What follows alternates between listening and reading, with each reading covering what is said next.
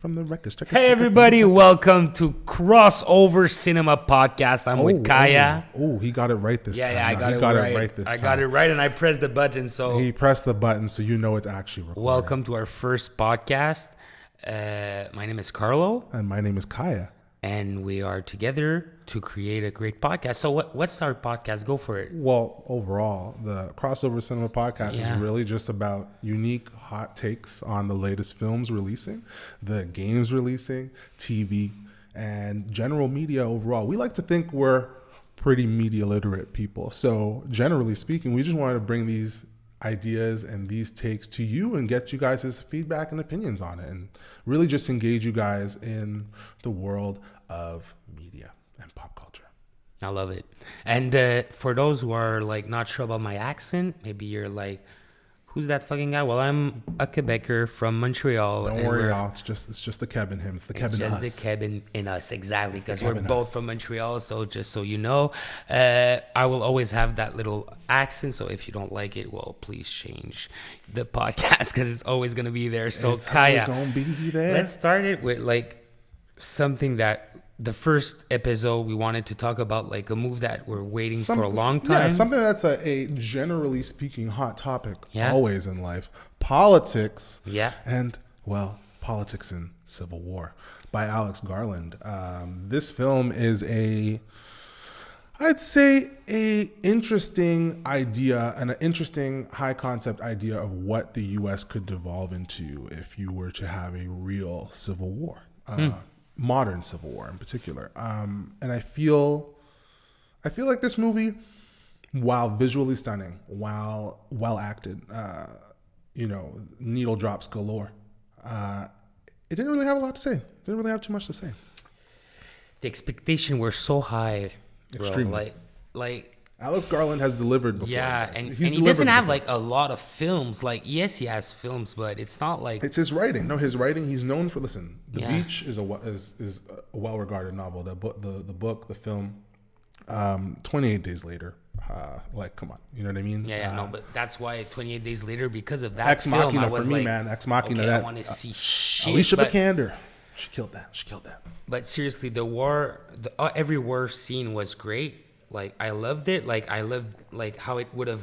You like how it visually captivated. Yeah, you. like it's okay. Like the guy and like the tires and everything. You felt like you were one of the journalists. I thought about it after the movie. Yes. Like I remember it, but the story and everything, like it's okay. You know what I mean? Like, I'm not sure. Like, would it be like that? Like, Canadian have the highest like money, $300. Listen, that was a great scene. That was a great scene. I laughed out loud in the theater. She really looked at this guy and said 300, paused, and then said 300 Canadian. Yeah. And there was a flex involved in that, and just knowing that my dollar isn't so goddamn weak like it actually is. It's nice. It was nice. It was a nice little moment. It was one little moment of levity amidst a bunch of, I'd say, general chaos, like actual just ferocity. The way that they depicted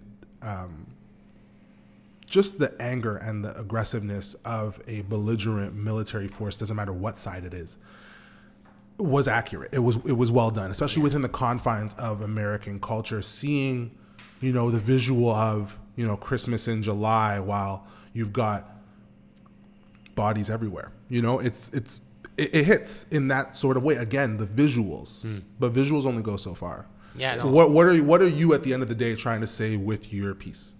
For sure. With your hour and 49 The beginning minutes. of the movie was good. I went in. I was in it. I was like, okay, like, what's gonna happen?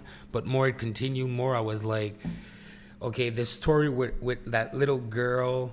Where is it going? Like, I get that it's gonna be a replace. Like, she takes her spot because there's the tee up with that. They like, clearly I they get clearly the knew idea of it, but I'm not sure it was that of a good idea. They knew from the start of the movie, okay, we're gonna have these characters go through this journey in which one becomes less of herself, kind of a withering, and the other blossoms in the exact same way that she once did.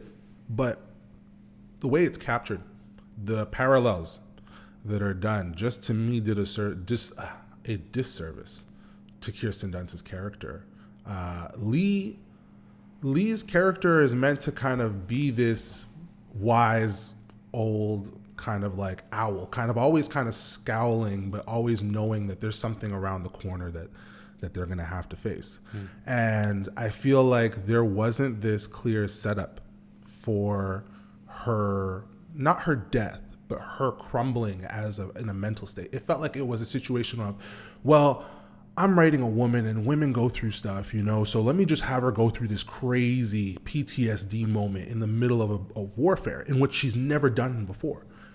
It's something that I think if you had set up from the beginning, right, when you're showing these scenes of her in all these different battlegrounds, that she's gone through this PTSD where she's this hyperventilating and she's fighting it. Take those pictures. She's fighting the trauma she's literally capturing. Yeah. But it just you don't feel that. You. You don't feel that at all. You feel that.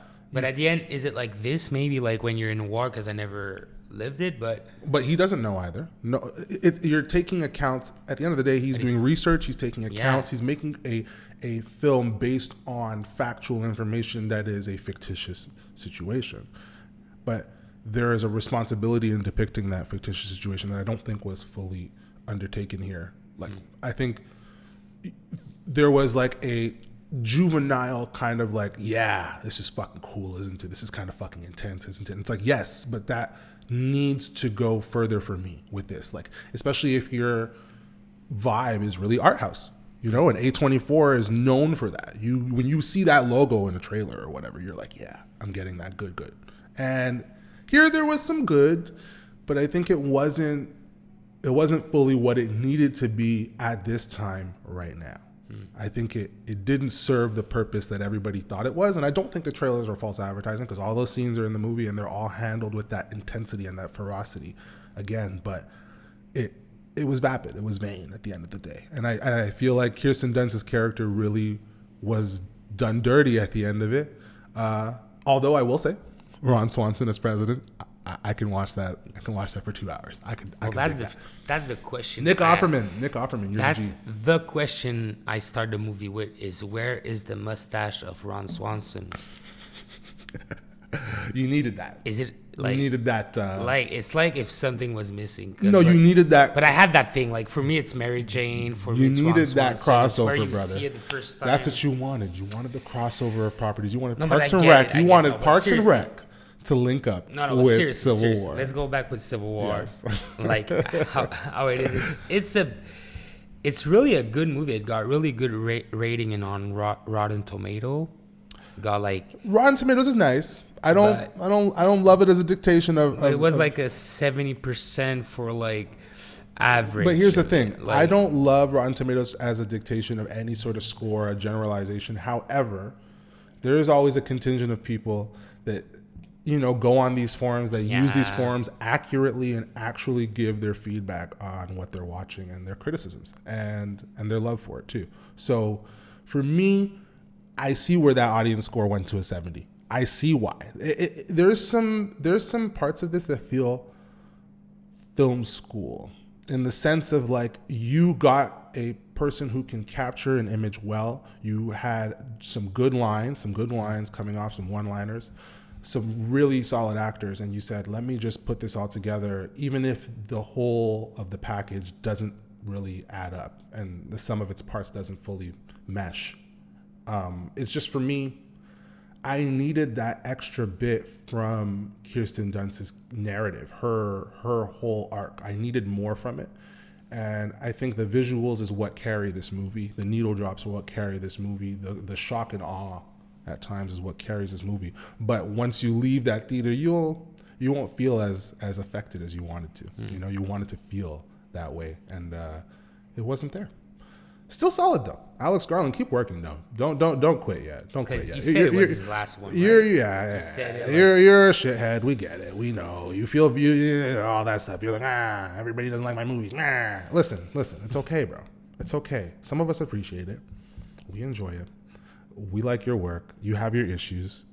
I think you should keep going. Try and improve. You don't have to. You don't even have to. You want to keep doing the same thing you've been doing? Keep doing it. But either way, I'm low key. I'm gonna be there. I liked Men. I went to the theater. I liked Men. So if I liked Men, I think I can think I can do. Yeah, I can do some you could do mediocre-ish all. Yeah, Civil yeah, War, yeah. some meh Civil War. The way that you establish this line between her and I forgot her name, but Kaylee Spaney's character, the way that you established that back and forth between them, that would you shoot me if I died? And it's like, what do you think? And that setup is there from the start, and it's teed up at the end, and it's done. But it's the journey there that doesn't kind of punctuate that as well as they think it did. And it's like, for me, if you're going that route, I need more from her character to show that distress and that cracking through the narrative. I want to be able to pinpoint these key moments, these subtle moments that are like, she's losing it and she's losing it, and you don't. You just have a moment where she watches the best actor in the movie, Stephen Hinckley, if I'm not mistaken, die, and that pushes her to, feel like she doesn't need to capture that trauma, capture that death. And it's like, that scene in and of itself as a moment is great, but in the grand scheme of the whole, it doesn't fit. Yeah. You know what I mean? Like, it doesn't fit in that sort of way to tee her up to break. It doesn't show a break. To me, it shows a change of principle, but that's not a break. When you have somebody go through a psychotic break and everybody else around her is just kind of carrying her in a way that wasn't befitting her character at all, that she clearly never indicated throughout the movie that was something she went through constantly or something that she's dealt with. It's like, to me, it just feels contrived, feels lazy, feels stupid. Do you think it was missing like scenes or time of the movie to like No. explain everything and go there? I think the pace of this movie is spectacular. Think about it. Ask yourself, pacing wise, as you went through it, you're like, there was a briskness to it. Yeah, but I feel it was good, the pace and everything. But the thing is, I didn't get like that desire to like see what's gonna happen. You know what I mean?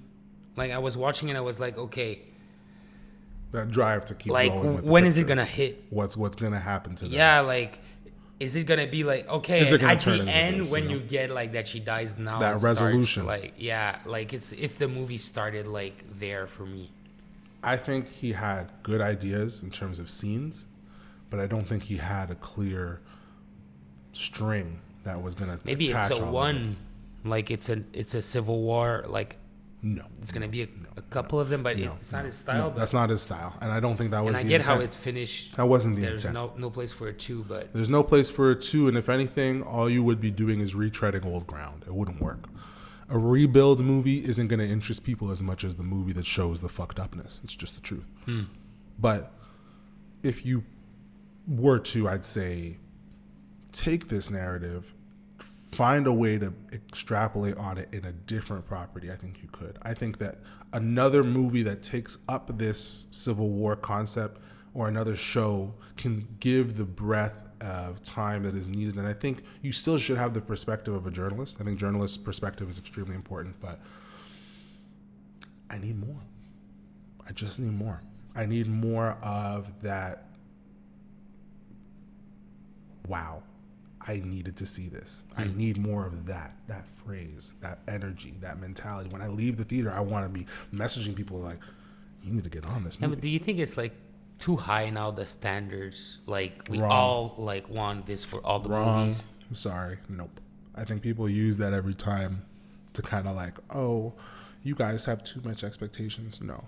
I don't think you as the viewer should come in with less expectations, but I think what you get out of it will be determined a lot of times by your expectations coming in. If you had less expectations and you came into a thing that some other people might not like, right? You might still like it because you're like, hey man, I didn't expect all this and it was solid. You know what I mean? It happens. Yeah. But I think that shows a lot of times that the work ain't that much. It ain't much. A good example, Wonder Woman 2017 with Gal Gadot. That's a perfect example for me of a movie where I left that theater dissatisfied, almost angry. But wait, because the thing is, go on. Like, superhero movies, you want, like, you wouldn't see like something like that if it's not like great. You know what I mean? I disagree. I think you would when see you want a a fun popcorn movie and you just want to sit back and not think too much, sometimes a superhero movie works like that. Yeah. Those are usually the shittier ones, but it happens, right? Yeah, I'm but- talking about a film that I expect to be great, Yeah, to but that's achieve because that. you saw the other movie of the director, so you're like, okay, I'm expecting something. Patty Jenkins is Oscar winning. She's known, but it's not one of those things where when I watched that movie that I immediately thought to myself, she's going to nail it out of the park. No, I said, you have an actress that I honestly, on paper, she's not solid. I've never liked her work. And you're not giving me a narrative that really encompasses her whole journey the way you would think. Yes, it hits all the spots. Yes, Steve Trevor's there. Yes, Etta Candy's there. Yes, she has a merry band of soldiers with her. I get it. But it's not done at the level of what I expect, right? And that doesn't mean that the movie itself for everybody, or everybody else I should say, is unenjoyable or crap. It's just that at the end of the day, that expectation for me is more important than what other people who have a lesser expectation, who don't come in with that same knowledge, don't come in with that same, love for the property. I don't disregard it, but I also don't hold it as in high esteem as my own. And I think that's fair. I think you are allowed to have that the same way you're allowed to own it if you think Gal Gadot is the greatest thing since sliced bread is Wonder Woman. Yeah. I vehemently disagree, but Okay, but I'm stopping you right now, Kaya. Let's go back to Civil War. I have to keep it a bean. Listen, when it comes down to superhero movies or a art house A24 film from Alex Garland, there are still similarities in how the production process goes through. For sure. I think the way he was hired was probably he came to them and he said, listen, I have this really high concept idea about a civil war in the States. And they said, let's do it. And they probably gave him carte blanche. It works with the time of like QAnon and all those conspiracy theories more and than it everything. working with the time. More than it working with the time. We're talking about somebody who's an established, reputable director. He doesn't make a lot of money, but at the end of the day, his work always kind of resounds with people generally. So when he goes to A24 and he says, hey, I want to do this movie, they're going to give him carte blanche. They're going to go, okay, 50 million, it's not half bad. Just make us around that, maybe an Oscar nomination or two, and we're good. But you know? they did it, right? Yeah, listen, I'm pretty sure he's doing 28 Years Later with Cillian Murphy. None other than Cillian Murphy. So that should be that. I think it's always good for a director or a writer to tee up their next project before their first project comes up, because you want to make sure you got something to look forward to, because there's times where that one project comes out and you think it's going to give you all that work and then you end up in director's jail. Nobody wants to be in director jail. Zack Snyder's trying to avoid it right now. Look at that. His new film Rebel Moon just came out, but nobody's watching it. Yeah. Unlike Civil War, people are watching it, even hate watching it, but watching it nonetheless. So I'm sure Alex Garland's going to get some more work, and if he wants to, he's going to always happen. He can get it. Real talk.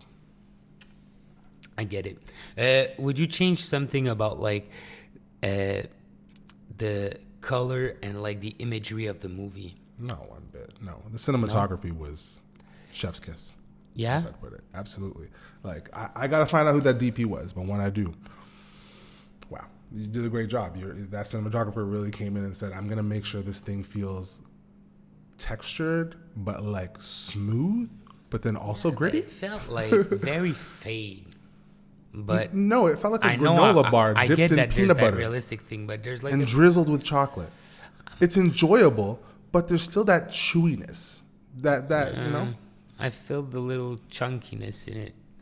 I don't think it did it a disservice. Like it wasn't like smooth at all. Like no, I think the visuals are smooth in a. That's what I'm trying to say. When I say the word gritty and when I say the word smooth, those are two very differing words, right? But there was something about the picture that captured that. There was a bright, airy smoothness that also had this underlying grit. The grit came out at times, and sometimes it took a back seat, but you always felt that smoothness. The camera was with you every step of the way. It felt there. It felt alive. It felt tangible. That's a service to the movie, 110%. Y'all did your shit. Y'all did y'all shit on that. They like I wanted maybe to feel it a little bit like a superhero movie. Like it was not like that. Like like the You mean aesthetic of a you superhero mean, movie. do you mean no? You don't want that.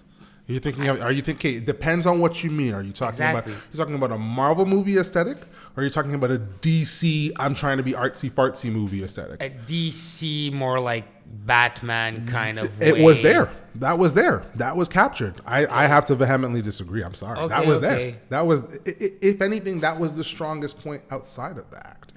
It was there. It was there. And when somebody sees the trailer, right, a lot of times it's those visuals that capture them enough to make them drop that $20 for 2 tickets with their friend or their spouse or whatever and go. Like it's like if it's a Mad Men kind of like they wanted to like go for it, and I didn't feel it.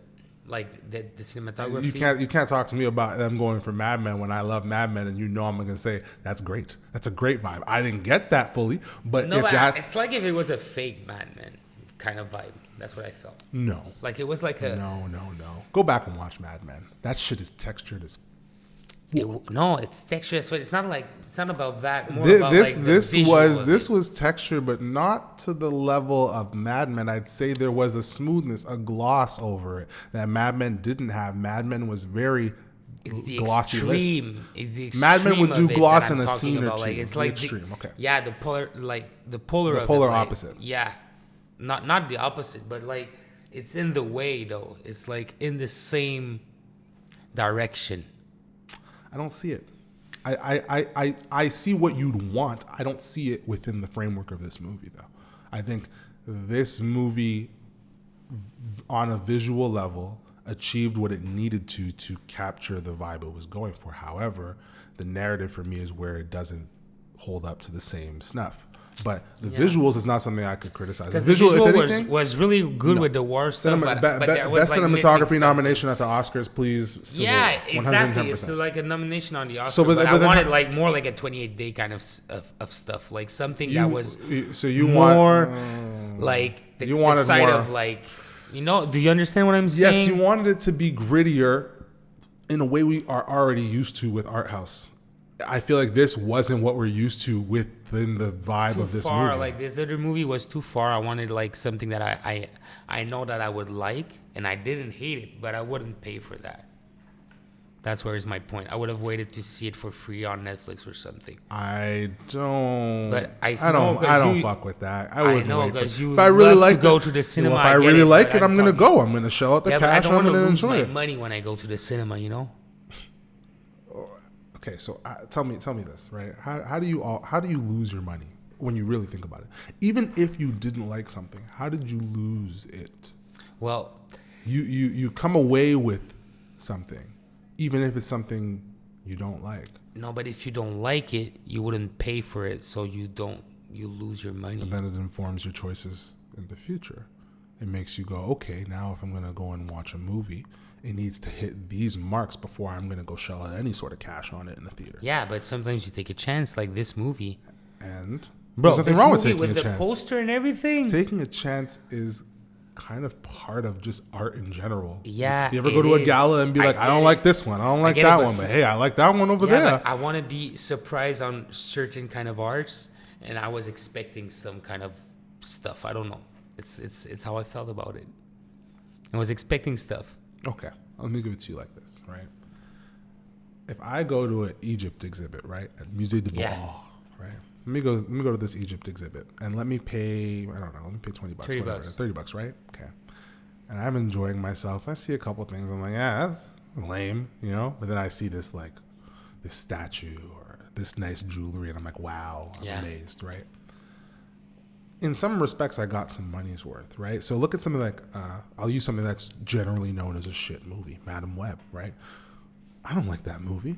I don't like much about it at all. But I can't say that there's a couple of okay costumes. There's a couple of okay lines, 1 or 2, maybe 3.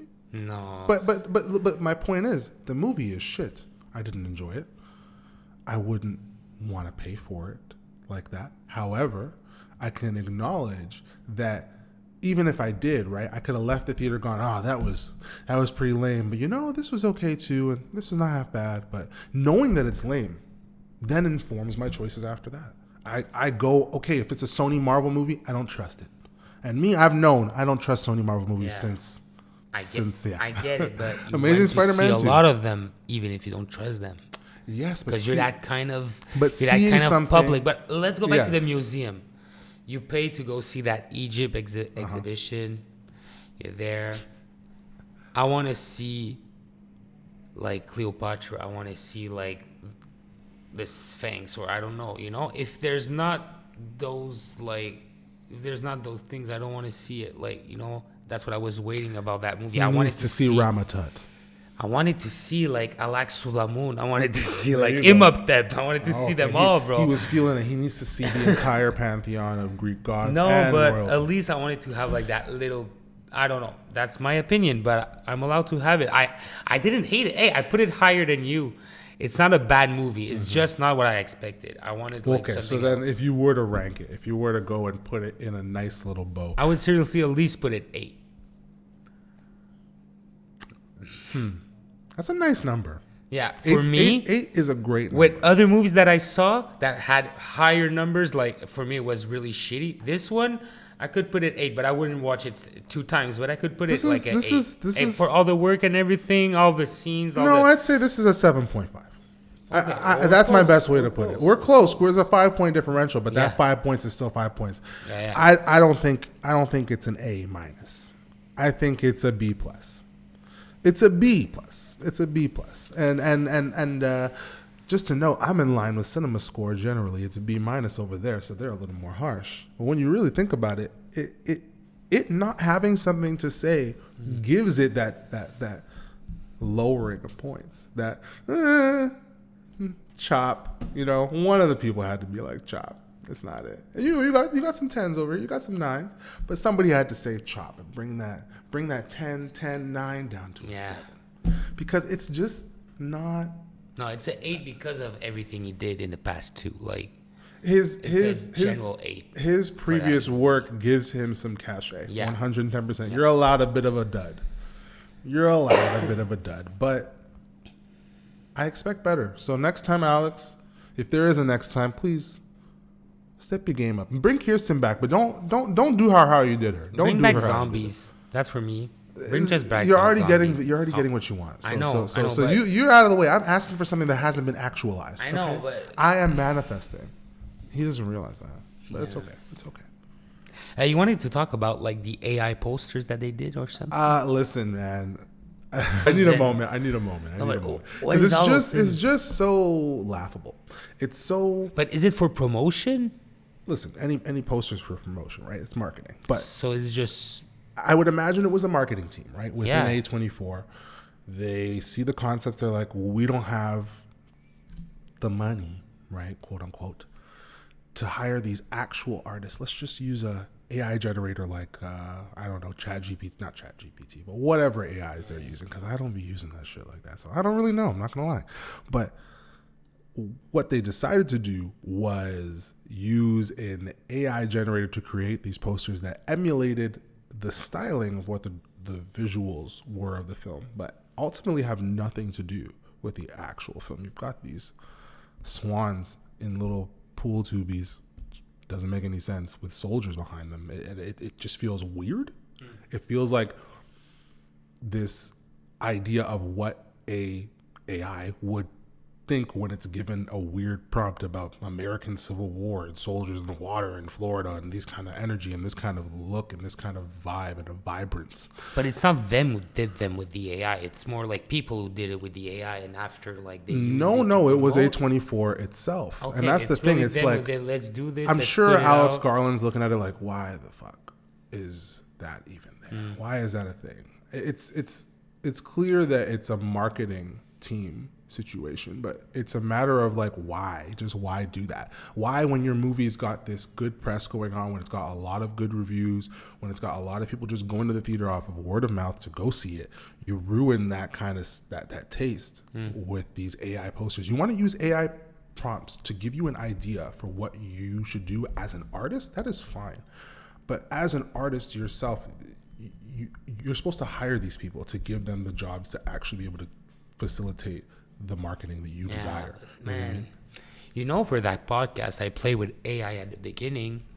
I But checked again, everything out. You played with it. Yeah, but I played with it. It's a great, like, how do you say, un outil? C'est un outil, a tool that we use. Like, it's a great tool. Seriously, like, we could, like, for films, that was weeks that I was trying to, like, fix stuff with the AI. It took 2 seconds. Like, if you use it, it's not that bad. So if they use it as a marketing tool, it's not that bad. There's always a way to use, I think, something for good or because something their to original benefit poster is not made by AI. No, but that's my point. How are you hiring actual artists to do these posters, and then when push comes to shove, you don't want to hire more artists or give these same artists more work to be able to create more posters for you, rather than using an AI and inviting controversy, because there is such a thing as bad publicity. Know it. Well, no. Yeah. Hey, Chipotle, you remember Chipotle? They did a very bad advertisement with homosexuality. Chipotle is just okay. Medium. When I went to Toronto and tried it, they it sell more of it than ever after that. They charge too much. They charge too much. No, but bad publicity brings you publicity, bro. I'm sure it does. But my point remains is that the taste in somebody's mouth when they leave and they think about your work and they think about what you did, it's a nasty taste. Yeah, but they saw that on internet. It's not serious. It's not like if they use the AI. I'll give you that. And I'll just give did you a that. Poster with it. Twitter is a bubble. The internet is a bubble. It's not always reflective of the actual, societal, talking points of what's going on and how people shows feel you what generally. You like, not what generally people like. You know what I mean? But at the same time, there's still this inherent flaw in the use of that to promote your film like that. It's just there is no way when you put it out just as raw AI images that you're gonna get this sort of like, oh, you did such a great job, this clout. All you're gonna have is people looking at you and giving you the side eye. And when your work already has some flaws in terms of the politics, it's what it has to say, if anything, right? You don't really better it when what you're really saying is, hey, we'll use some AI to help this thing, because capitalism, baby. Like, any of your talking points that were meant to kind of like push back on societal norms and structure that you maybe disagree with and stuff, it kind of just doesn't really work when you use AI posters like that to market your film. It's just like lazy. It's lazy and it's fucking stupid. I could understand why you're saying that, but yet I don't think that it's like that bad of a marketing tool. Like, I saw worse. Well, think about it like this. Like, I'm trying to think about right now, like, for me, like, the movie, like, that they smile and they go in, like, theaters and, like, forums and they just smile. You see that? That's some smart marketing right there. Yeah, that's smart marketing, but at the end, like, for AI me, it's people? the same kind of, like... It's the same gimmick. We talk about it. Is that what you're saying? It's the same gimmick. Yeah, it's a gimmick. But what's the gimmick with using AI? There's no positive. Well, yeah, because right now it's a big controversy. I'm sure in like a couple of years it's gonna be a norm. Like, it doesn't. I don't think it matters if it's a norm in a couple of years. We're talking about now. Yeah, but we're not, yeah. Right now it's like hot topic, so they used it. When the AI, you're not gonna be able to say it's AI.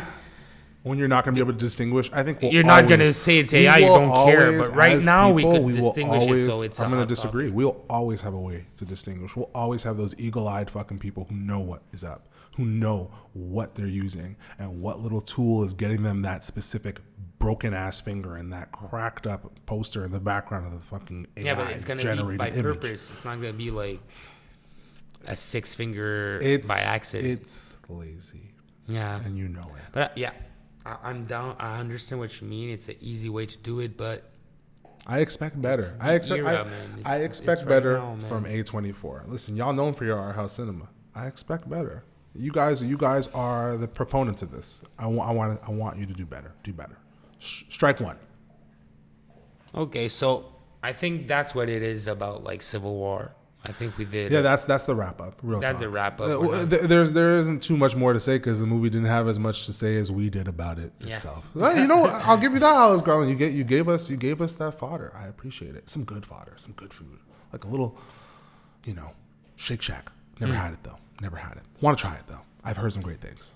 And what's coming next? What will be our What's next releasing? topics? If you like the podcast that you just heard, if you want to see how we're gonna evolve in creating a podcast together, a podcast that's English but with a French and English, A Quebecois twist. with a Quebecois twist. That's what we wrote, right? With a twist.